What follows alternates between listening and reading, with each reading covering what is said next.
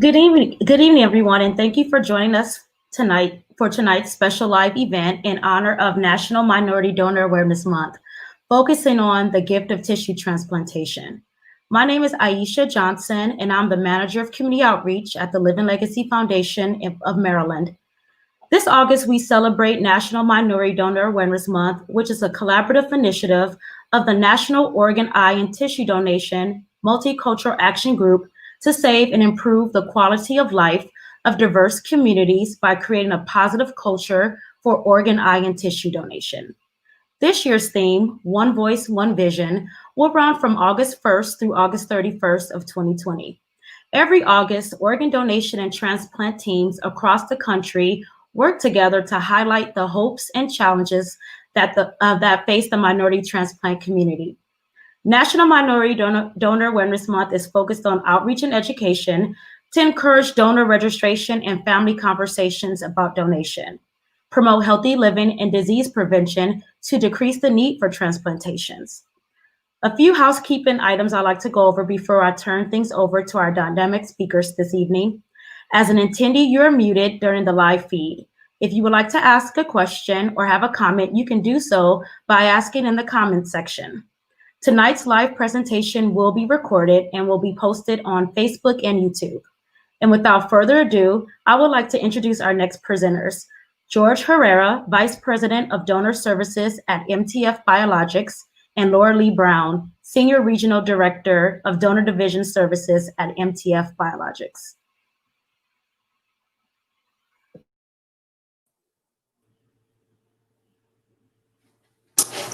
Thank you, Aisha, very much. We're very pleased and happy to be here with you today. Laura Lee, my colleague, and I are going to be talking about tissue donation and give you a little bit of information about what tissue donation is and all the wonderful things that it does.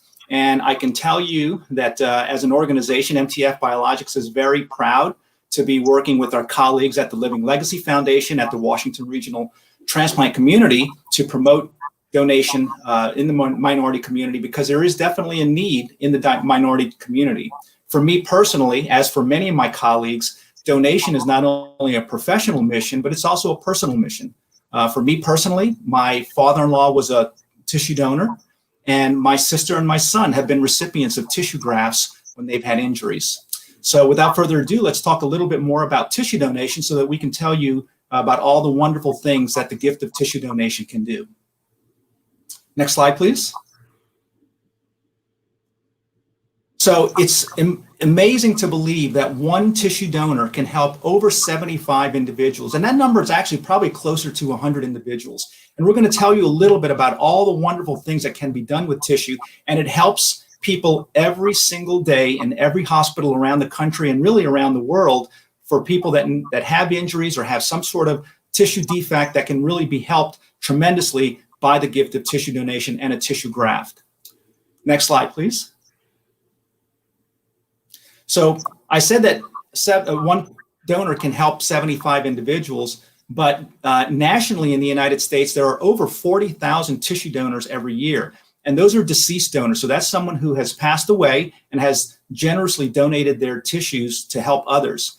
Living donation, and we'll talk a little bit about what that means, that mostly is someone who is expecting a child and delivers a healthy child, and they can donate their birth tissue. So placenta, amnion, chorion, we'll talk about those in just a few minutes, but there are about 60,000 individuals around the country that donate their birth tissues every year.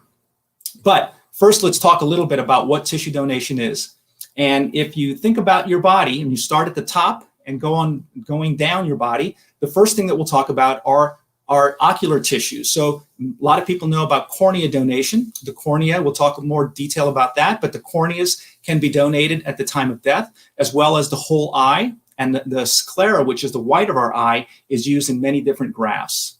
As we move on down the body, the next part of the body that we hit is the heart, and heart can be donated for valves, and valves are used primarily in pediatric cases for young children who have congenital heart defects and need a heart valve replacement. But that also includes cardiovascular tissues, also include veins that come primarily from the legs, and we'll talk a little bit about how those types of tissues can be used.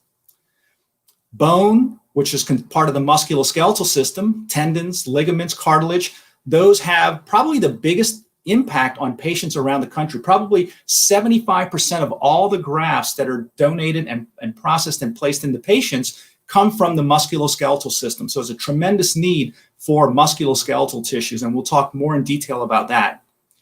Skin can also be donated, and skin can be used not only to help care for burn patients who've suffered injury and need a covering for their injuries, but also it has a tremendous application in the surgical space for women who have breast cancer. So someone who has a mastectomy can have a breast reconstruction surgery with skin, and we'll talk a little bit about how that works. And last, but certainly not least, tissues that come from moms that have delivered a baby can be donated, and we'll talk about how the amnion and placenta can be used to help individuals with those needs, and those are pretty substantial needs. So next slide, please.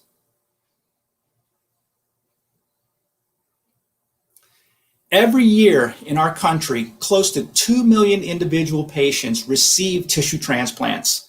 It's something that happens literally every day in just about every hospital around our country. We don't think about it, we don't hear about it as much as organ donation, but it happens many, many more times. And we sometimes aren't even aware that we've received a tissue graft. My colleague, Laura Lee Brown, who's on with me, has been the recipient of a dental graft in her mouth. And unless she knew what she was doing, it's very possible that her dentist or oral surgeon that did her procedure may not have told her that she was receiving donor tissue. However, it's something that happens every day, and it's very, very important. So we're going to go through some examples of how it's used, of how tissues are used, but more importantly, we're going to show you some examples of patients who've benefited from tissue donation and transplantation. Next slide, please. So first, we're going to talk a little bit about corneal transplantation. So the corneas, again, as we start at the top of the body and we move our way down, the corneas can be donated at the time of death. And the cornea is that lens that covers our eye. It looks like a contact lens, and it covers the iris, which is the colored part of our eye. And if that iris, if that cornea gets scratched or damaged, or you have some sort of congenital situation where it becomes either thickened or scarred or cloudy, that lens, that contact lens that covers that area of our eye, can be replaced with a donor cornea. And it happens many, many times throughout the country. In the United States in 2019, there were over 85,000 cornea transplants. Again, something that happens every day without us thinking about it very much, but very much in need. And the other thing that I wanted to mention is that if someone is a donor, they can donate either the corneas or the entire eye globe. And the sclera, which is the white part of our eye, can also be used in a variety of different grafts to help either in some plastic surgery applications or other applications where you need a soft tissue graft. And the sclera is a very durable graft that can be made from those tissues. So two ways that corneal transplantation and eye donation help patients around the country and around the world. Next slide, please. As we move our way down the body, we'll get to the heart next. And again, for cardiovascular tissues, cardiovascular primarily includes the heart for valves. As you can see, two photos there on your left of the heart valves. It can be used. Again, these are primarily used in for pediatric patients to repair damaged or diseased heart valves. Mostly, these are congenital defects that occur at the time of birth. So a lot of young children and kids with heart defects that need heart for valves. However, cardiovascular tissues also include veins, primarily from the legs, which can be used in a variety of different heart surgeries or bypass and so forth, but also for dialysis. So anyone who knows a dialysis patient knows that access from their shunt becomes an issue as they dialyze more and more. And so having those veins transplanted and replaced is very important so they can continue to be dialyzed and remain healthy. So cardiovascular tissue donation is a very important part of what we do. Next slide, please.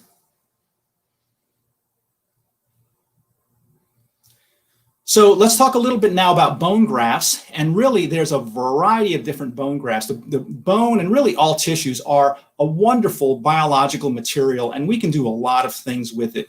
We can make bone into grafts that are used in the spine. We can make grafts, and those are very weight-bearing, rigid grafts that take a lot of pressure and weight, like the ones that you see across the top row. We can also make bone into a putty and into a paste that can be injected or placed into areas where there's a bone void, and that bone actually starts to create bone again. In the center there, you see a picture with the graft that has a little like spirals on it. That's actually a suture anchor that can be used to be placed in someone's shoulder, and then a surgeon will then attach a suture on it to do some soft tissue repair on a shoulder.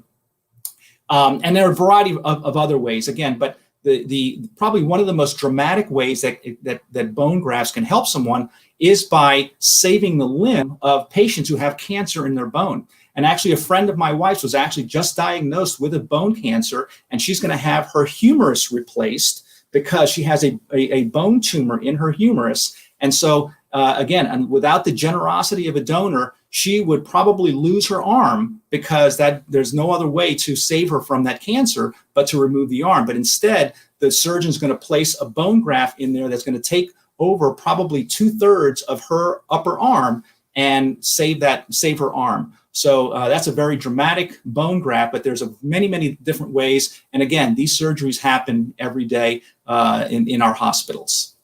Next slide, please.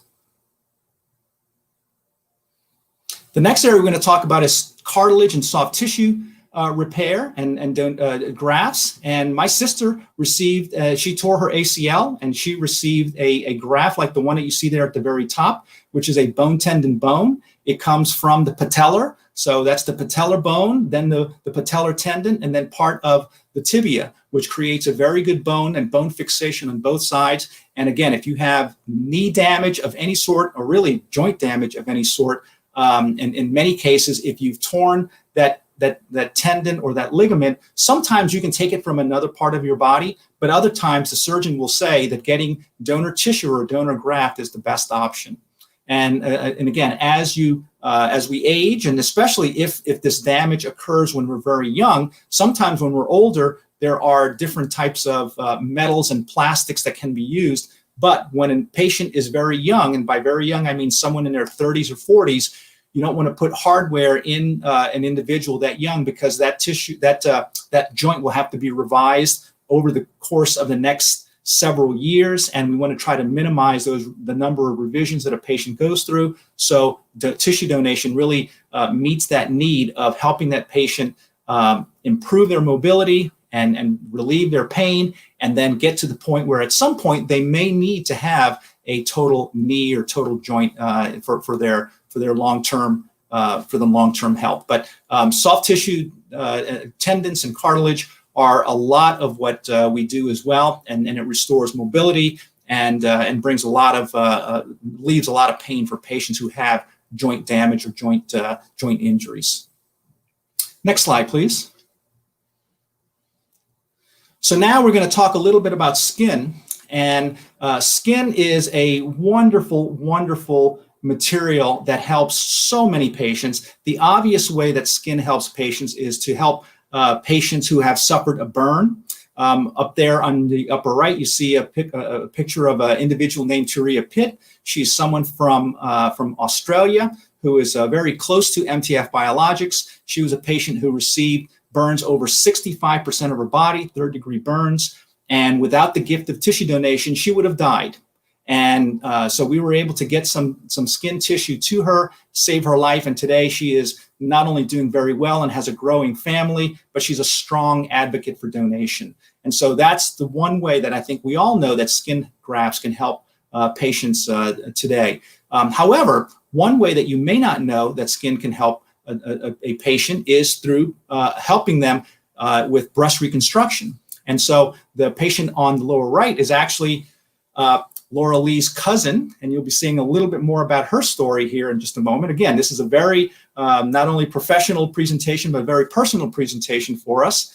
And Mary had breast reconstruction post mastectomy when she was diagnosed with breast cancer.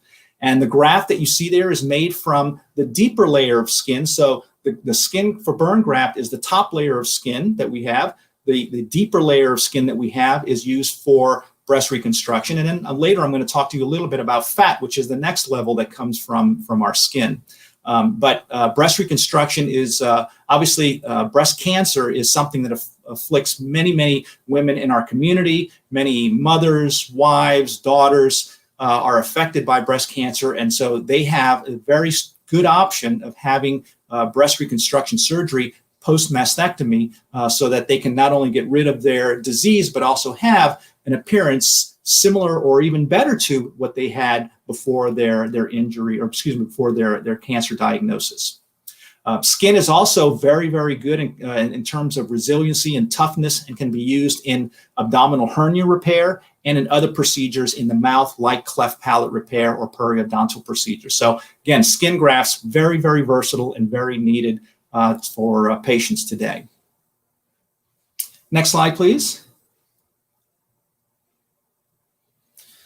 So I'm going to talk to you soon about birth tissues and how those birth tissues can be used. But one of the things I did want to frame for you as a reference is the number of patients that there are in the world, especially in the minority communities, with diabetes. And to these figures here, you can say that there are over 29 million patients that have diabetes in the United States. Many of these patients will suffer a wound, and what happens is diabetes affects the cardiovascular system. It affects blood flow to the extremities. So when there's a wound in the extremities, usually on the feet, it's very difficult for those wounds to heal.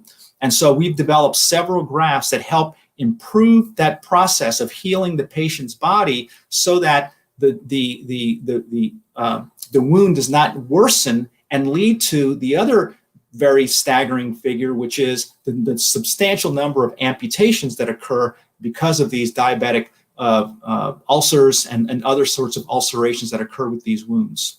So again, something that affects a lot of people, primarily in the minority communities. Next slide, please.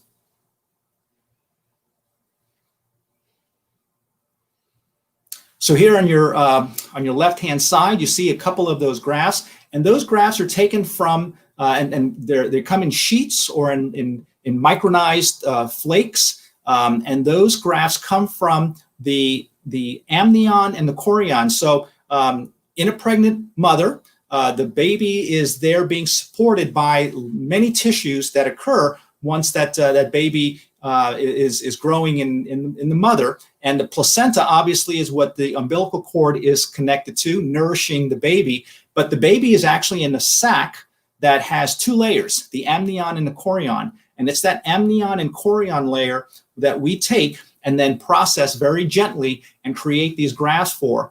What it creates is a biological covering for wounds that are difficult to heal. And so we have patients like the gentleman here on your right who has a diabetic foot ulcer. It's a wound that will not heal. These amnion and chorion grafts that come from these birth tissues create a very nice environment, a biological covering that create a very good environment for healing.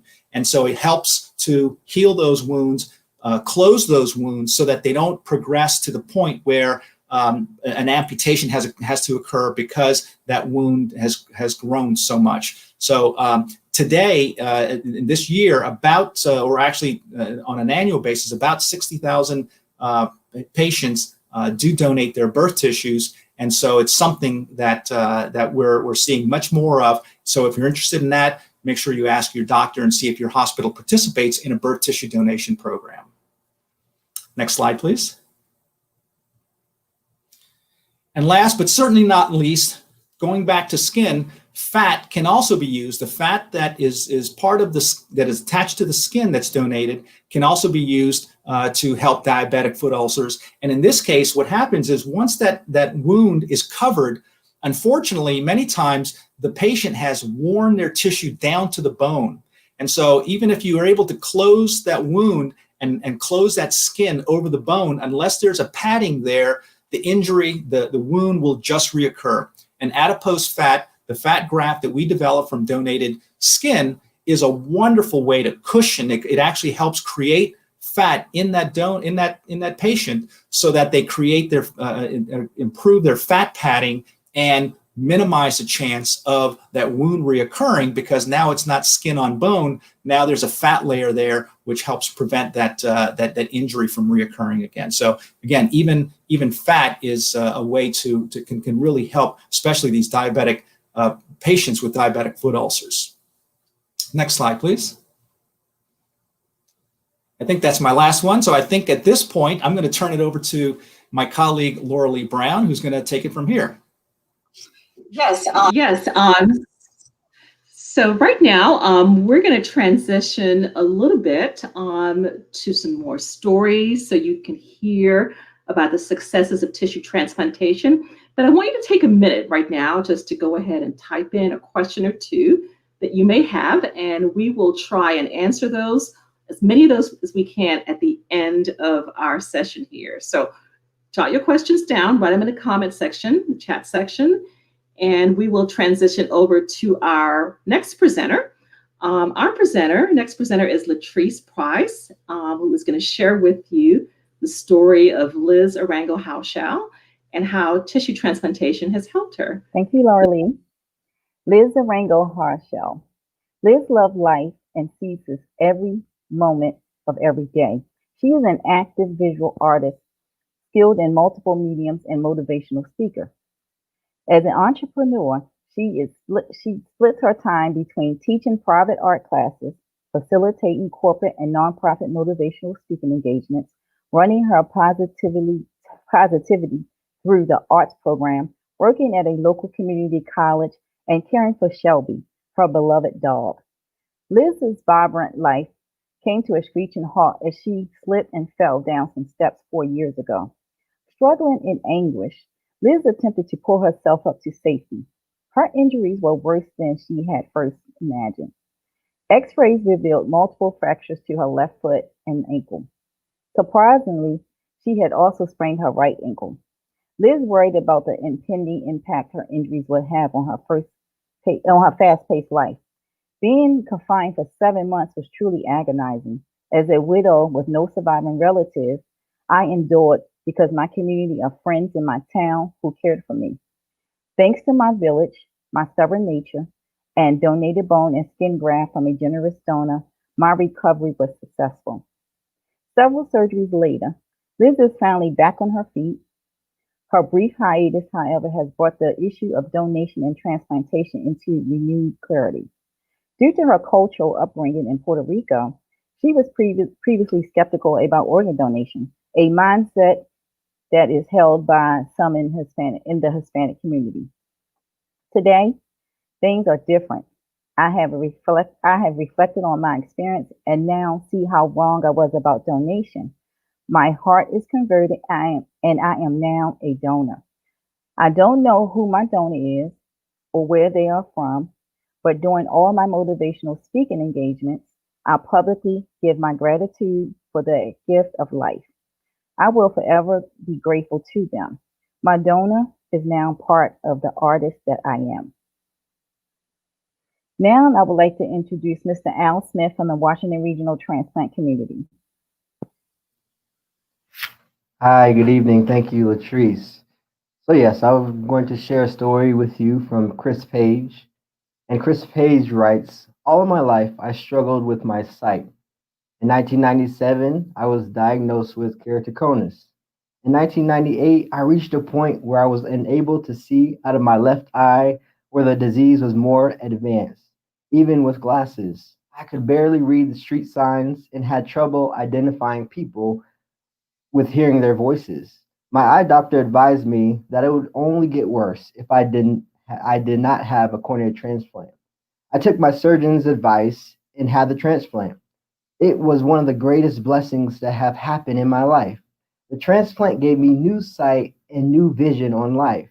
This donation of sight gave me the ability to read and drive again.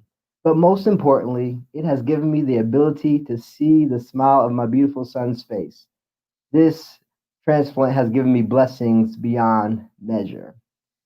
And now we'll turn it over to Laura Lee to share another amazing tissue story. Laura Lee. So I'm going to introduce you to a video story of someone really special to me. You heard George talk about how donation and transplantation is personal. And for me, this one was really personal. I had never had a member of my family experience anything like breast cancer, much less tissue transplantation. And I can remember the day that I walked into my aunt's living room. We just happened to be visiting her that day. And my cousin Mary came through the door and I saw a port on her left shoulder. I'm a nurse and I know what that means when you see the port. It typically means someone is receiving chemotherapy. I knew right away something was wrong and tears began to flow down my eyes. And I'm not going to tell you her story because I think the video does it beautifully. So step into our lives just for a second and you'll hear a little bit about how tissue transplantation has changed Mary's life. I opened up an email on a Friday afternoon that said that I had an 80% chance of breast cancer. That was devastating. It was confirmed that I had triple negative breast cancer, the type of breast cancer that minority women get, the type that if you get it, depending on when it is that they find it, the chances of survival are not that great. So I knew that I had a long battle ahead of me. And I started to wonder, how did this happen? Because I am seriously the picture of health.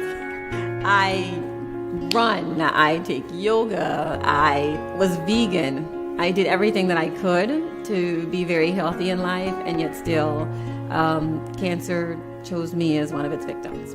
My initial reaction was, I'm not going to make it. And nobody ever thinks that they're not going to live out their life the way that they expect to live it. And I did ask, how is this going to change my life? Would I be able to get my life back after chemo and surgery? But most important, would I live and survive to do all of the things that I enjoy doing? I decided to go through and have a double mastectomy because the chances of that coming back was not something that I was willing to go through. After my first chemo session, my cousin came to visit.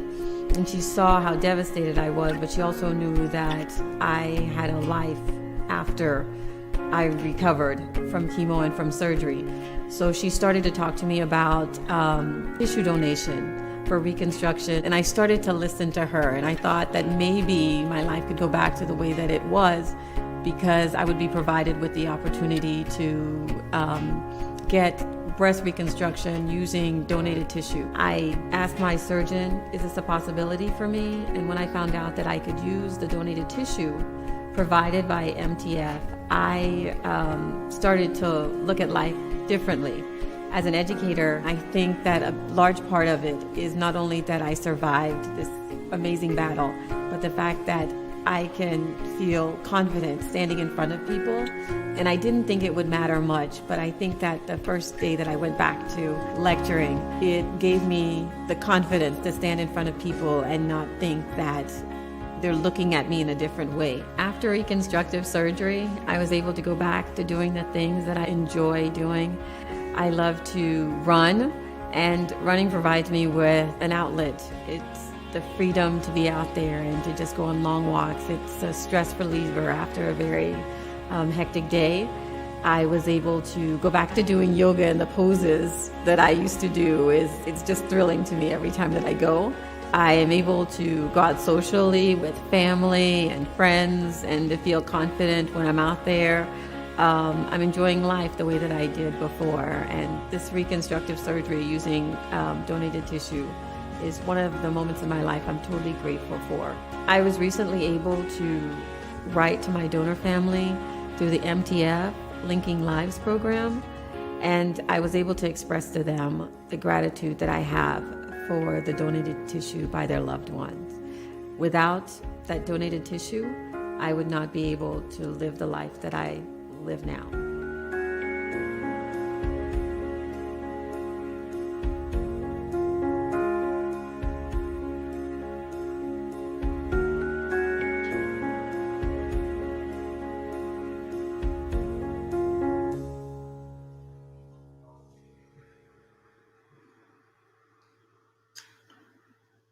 Wow. Well, I still get choked up every time I watch the video. It has the same impact on me.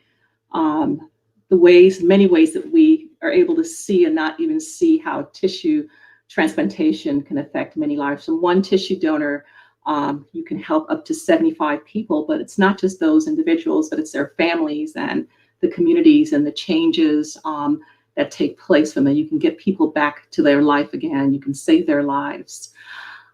So here's the exciting part, the Q&A part. This is your time to talk. We've done all the talking. You've heard Aisha talk about the importance of National Minority Donor Awareness Month and how it impacts our communities and how it benefits minorities. You've heard George give an overview of how tissue is used and how it helps individuals get back to health and life again. And you've heard some of the really touching stories.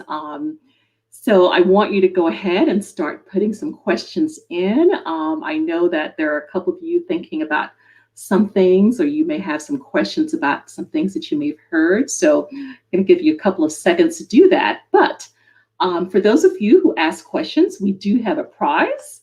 A very special prize we'll be sending out to you. It's a gift box from us with lots of goodies I think you're going to enjoy. So go ahead and put your questions in and throw your name in the hat to an opportunity to win a great prize. So I'm going to reach out to, at this time, Latrice and Al, because they're going to be our Q&A moderators and hosts, and they'll be asking questions, and hopefully we can answer those questions for you guys.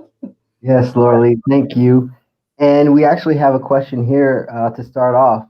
Can anyone be a tissue donor? That's a pretty easy one. I can answer that one. Anyone can be a tissue donor. People of all medical histories and ages can become donors.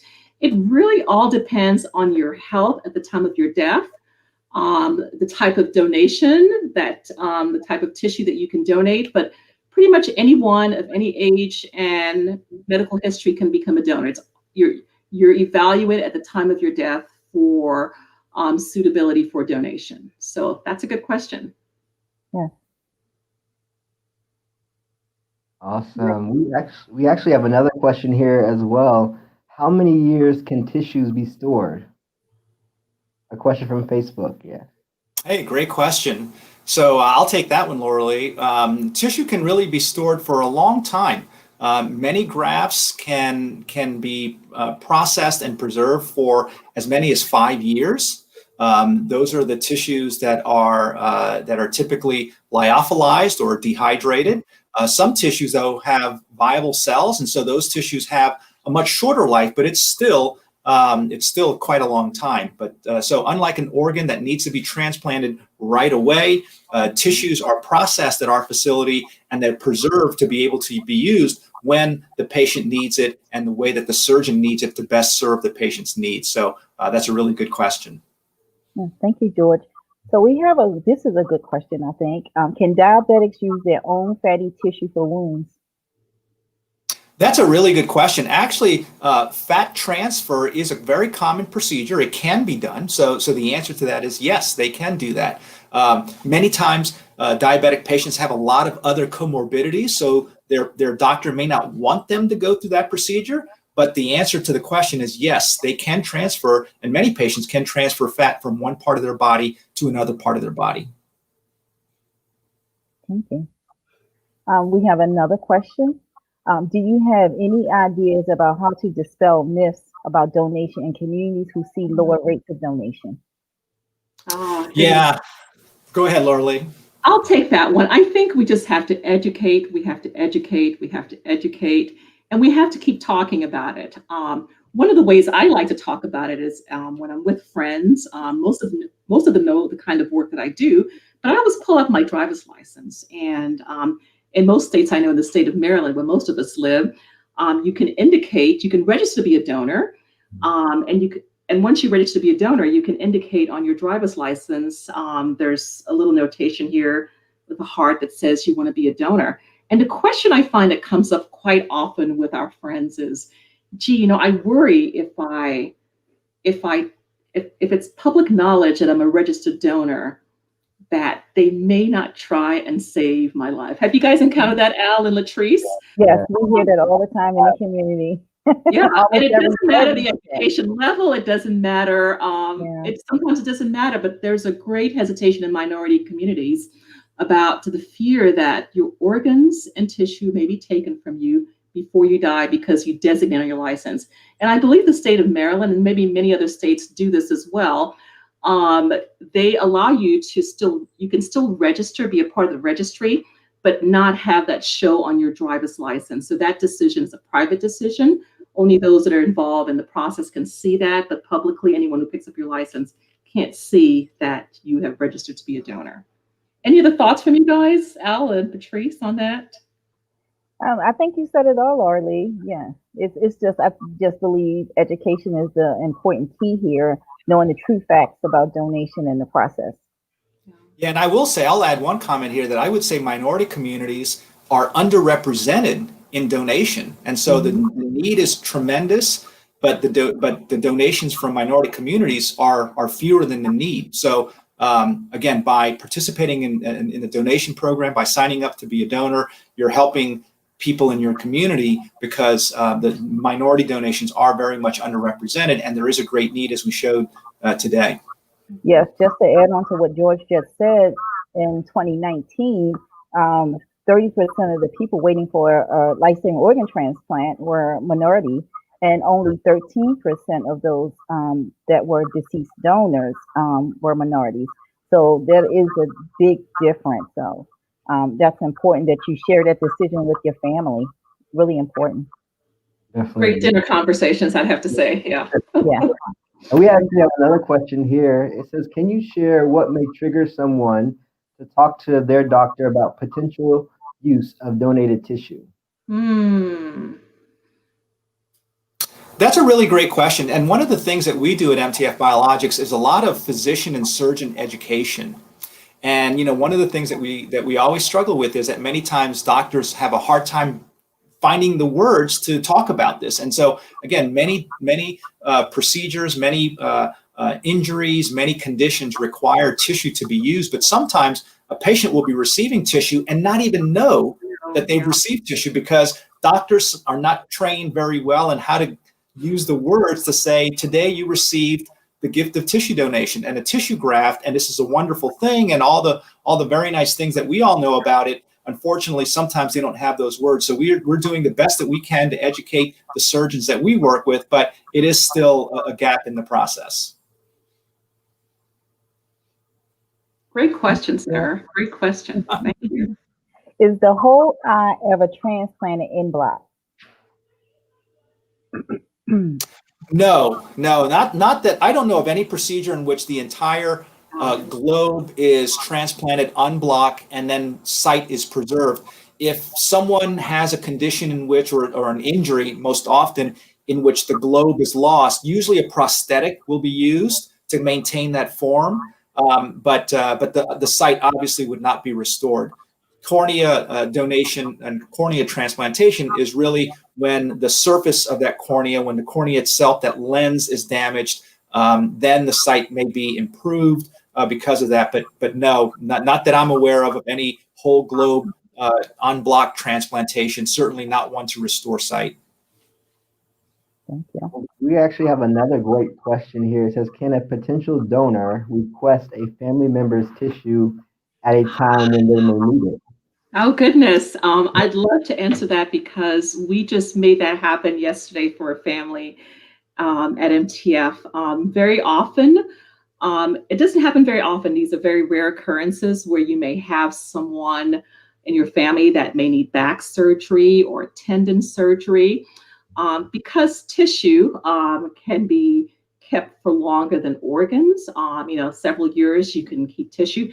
If there is tissue available and you have a loved one that may be undergoing back surgery, tendon, or any one of the types of applications that George talked about, all you need to do is reach out to that donor, the donor family, that's your family member, and they can reach out to us or whatever organization facilitated that so that they could find out if a graft is available for transplant. There's not a guarantee it can happen, but there's a small chance that magic may come together and that can become possible. Just yesterday, I've been working with a family for a number of months where older daughter died. She was an organ and tissue donor, and everything was donated. And just a year later, the younger daughter, both sisters were very close. Younger daughter needed a tendon for ACL reconstruction, and he actually held off the surgery until the graft could be processed so that his youngest daughter can receive the older sister's tissue graft. Isn't that awesome? Yeah, Just think she'll actually have a part of her sister with her. Sister's always with her, but to be able to do that for a donor family and a recipient is just truly an amazing thing. So yes, it is possible. It is possible. We have some great questions here tonight. How do individuals sign up to be living tissue donor, placenta donor in particular? Take that. Yeah, that's a great question. Yeah, so what I would encourage you to do is just sign up to be a donor. You can go to registerme.org. Is that right, folks? I want to make sure I got that right. Correct. And you can register to be a donor. However, not every hospital participates in the birth tissue donor program. So I would encourage you to speak to your doctor to see if they do, and if not, ask them to see if their hospital can get involved with the program. But definitely register to be a donor, and then ask your doctor, your doctor when you go the next time, and see if they do participate. Okay. Great question. And we have this, I believe we get this a lot in the community. How many lives can one person help? On average, it's about 75 to 100, but I could tell you at MTF, we've seen that number in the hundreds.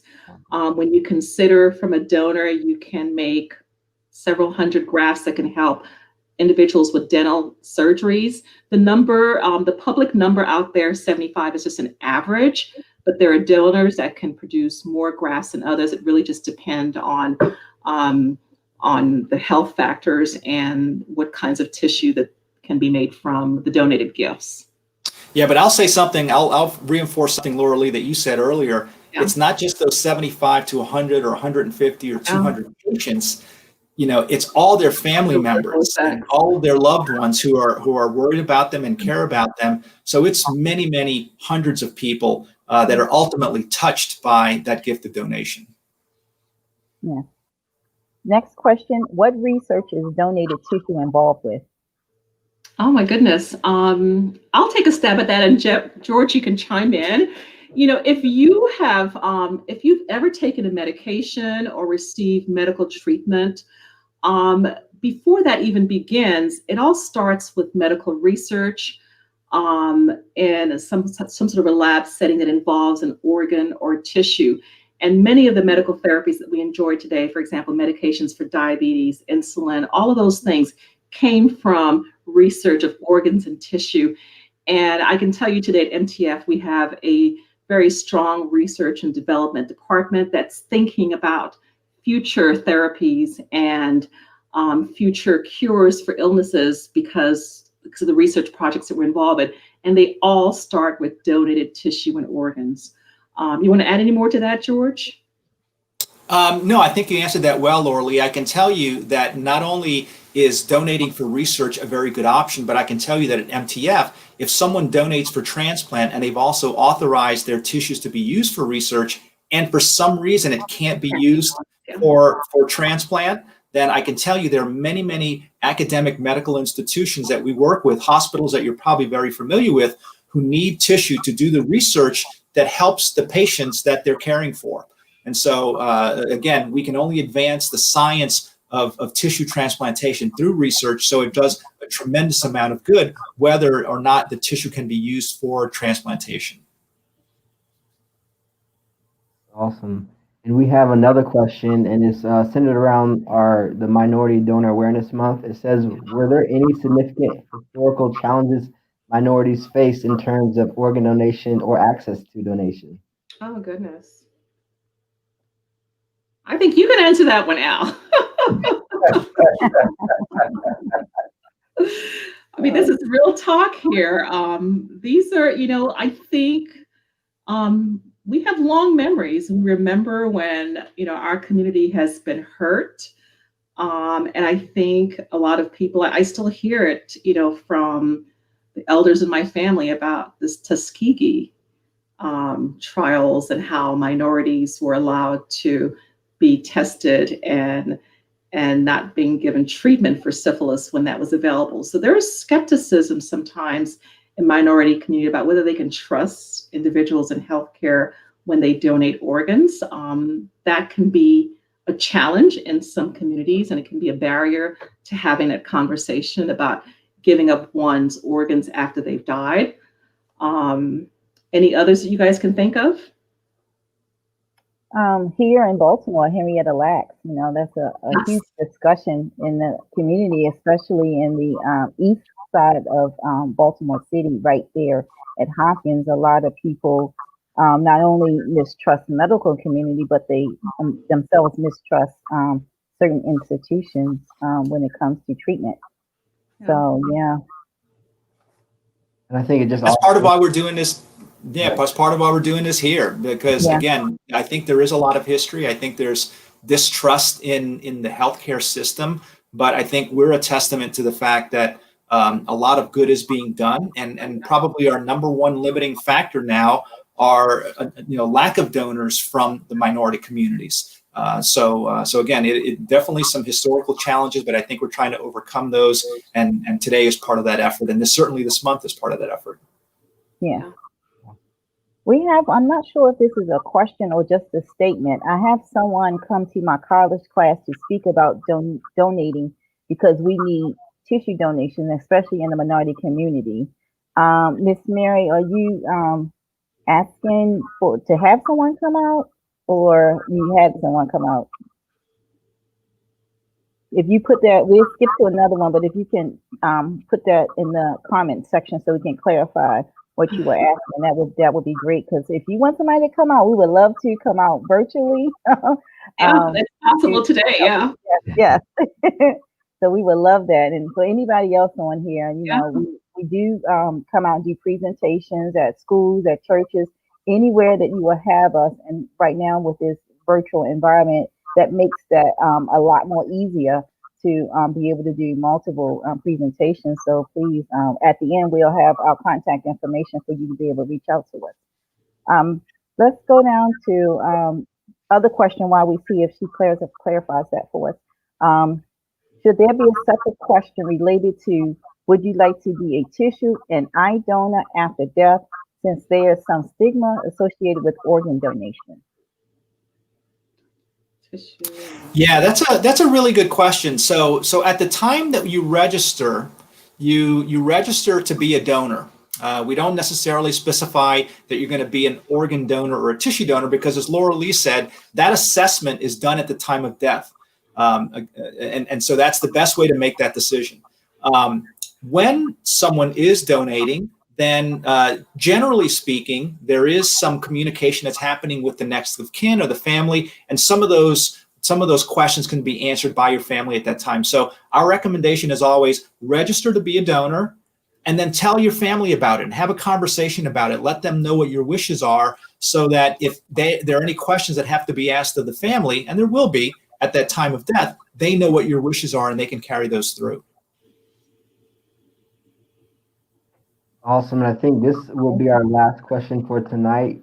I know these are great questions. There are more coming through.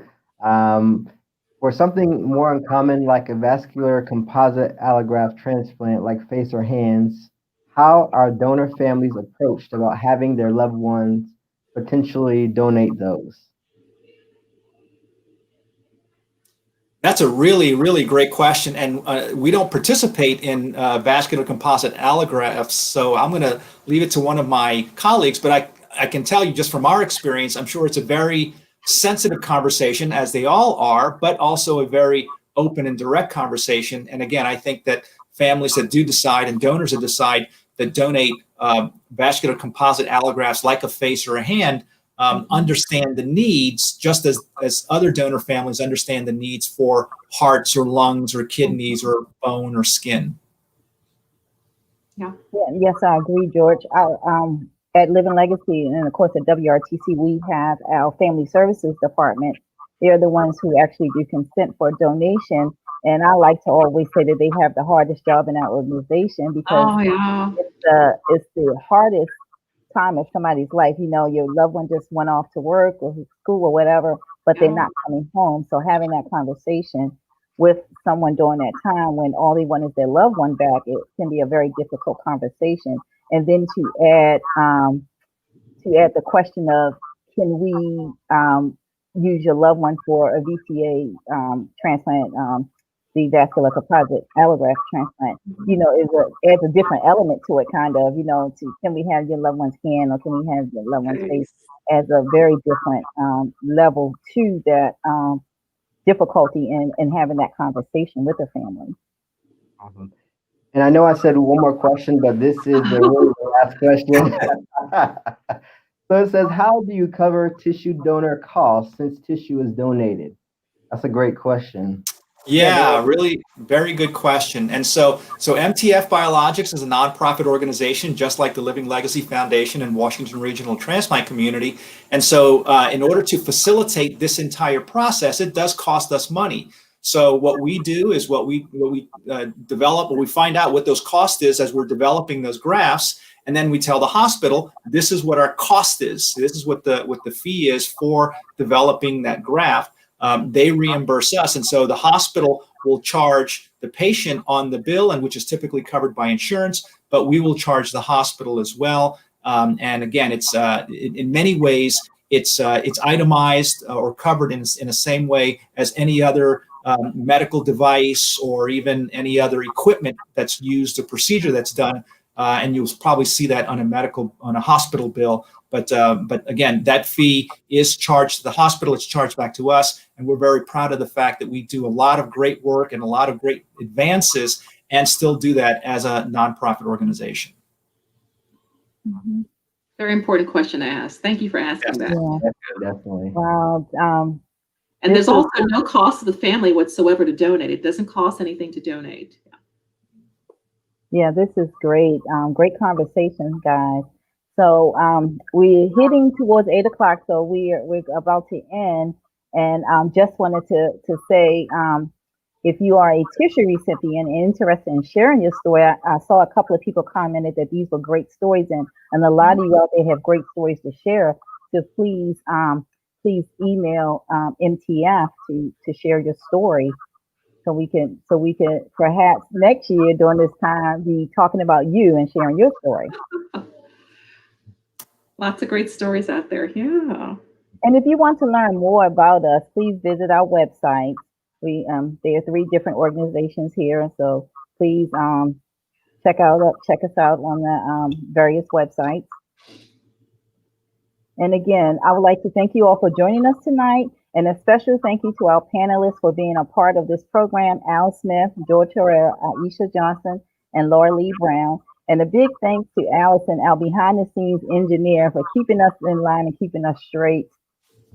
If you would like to register as an organ, eye, and tissue donor, please visit www.registerme.org. And that'll direct you, put you on the national registry. Again, thank you all for joining us tonight, and we really appreciate the questions and the good conversation. Have a good evening. Good night. Bye, everyone.